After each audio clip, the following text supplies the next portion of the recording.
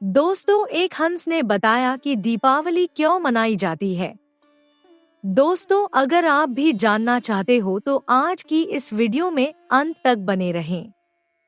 लेकिन दोस्तों, इस कहानी को शुरू करने से पहले हमारे इस चैनल संपूर्ण व्रत कथा को सब्सक्राइब करें। तो दोस्तों, चलिए शुरू करते हैं। दोस्तों, एक गांव के किनारे एक सुंदर तालाब था जिसमें एक बुद्धिमान हंस रहता था। उसका नाम था हंसराज। हंसराज हमेशा अपने ज्ञान और अनुभव से गांव वालों की मदद करता था। दीपावली का त्योहार नजदीक आ रहा था और सभी गांव वाले उत्सुक थे कि इस बार दीपावली कैसे मनाई जाएगी। गांव के बच्चे और बुजुर्ग हंसराज के पास गए। एक छोटे लड़के ने पूछा, हंसराज, क्या आप हमें बताएंगे कि दीपावली क्यों मनाई जाती है? इसके पीछे का रहस्य क्या है? हंसराज ने मुस्कुराते हुए कहा, बच्चों, दीपावली का पर्व केवल रोशनी का नहीं, बल्कि ज्ञान और आत्मिक विकास का पर्व है।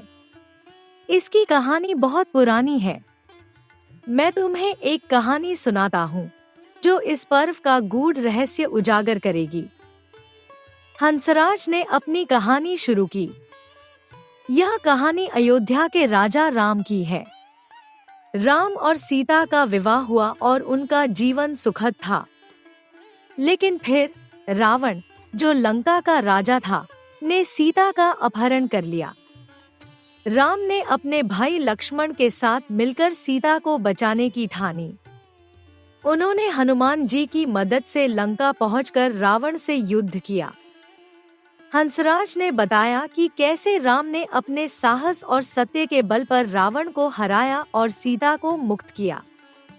जब राम, सीता और लक्ष्मण अयोध्या लौटे तो पूरे नगर ने दीप जलाकर उनका स्वागत किया। यह दिन दीपावली के रूप में मनाया जाने लगा।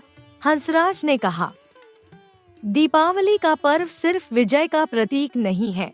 हंसराज ने आगे कहा, यह अंधकार से प्रकाश की ओर, बुराई से अच्छाई की ओर और अज्ञान से ज्ञान की ओर जाने का मार्ग दिखाता है।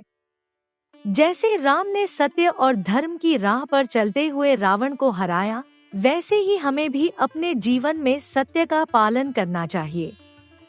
गांव के बच्चे ध्यान से सुन रहे थे।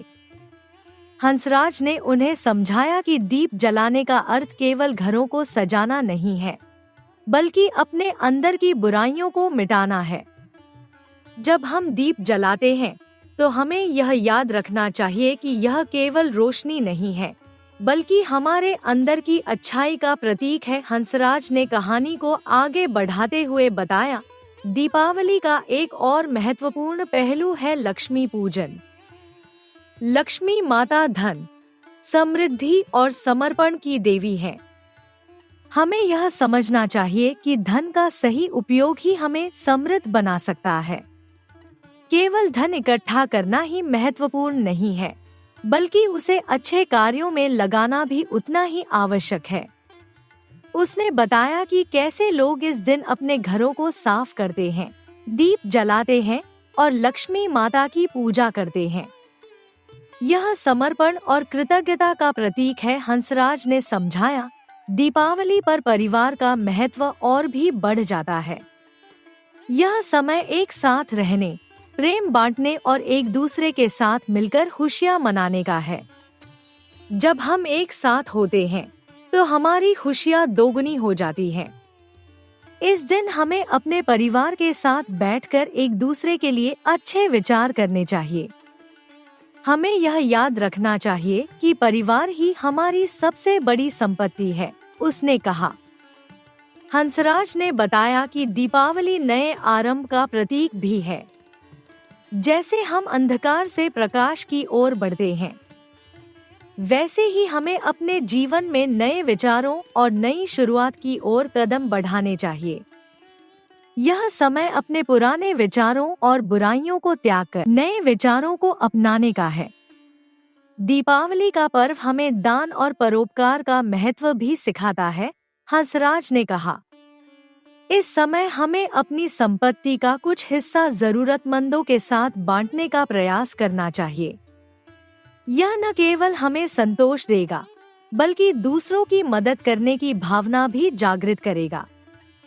उसने उदाहरण दिया कि कैसे लोग इस समय गरीबों को नए कपड़े, मिठाई और धन देकर उनकी खुशियों में शामिल होते हैं। जब हम किसी की मदद करते हैं तो हमें भी एक अनकही खुशी मिलती है। हंसराज ने गांव वालों को कुछ प्रेरणादायक कथाएं सुनाई, जिन्होंने उन्हें दीपावली के महत्व को समझने में मदद की। उसने एक कहानी सुनाई कि कैसे एक गरीब आदमी ने अपने पास के पैसे को एक भूखे बच्चे को दे दिया, जिससे वह बच्चे की आंखों में खुशी देखने को मिली। इससे हमें यह सीखने को मिलता है कि खुशियां पैसे में नहीं, बल्कि दूसरों की मदद करने में है। हंसराज ने कहा, दीपावली का पर्व विभिन्न परंपराओं और रीति रिवाजों के साथ मनाया जाता है। हंसराज ने कहा, हर क्षेत्र में इसे मनाने का तरीका भिन्न हो सकता है। कहीं लोग पटाखे जलाते हैं तो कहीं मिठाइयाँ बांटी जाती हैं। इन परंपराओं का उद्देश्य एकजुटता और खुशी को बढ़ावा देना है। हमें इन परंपराओं को अपने जीवन में अपनाना चाहिए और आने वाली पीढ़ियों को भी सिखाना चाहिए, उसने कहा। हंसराज ने बताया कि दीपावली के समय कई मंत्र और प्रार्थनाएं की जाती हैं। इन मंत्रों का उच्चारण हमारे मन और आत्मा को शुद्ध करने का कार्य करता है।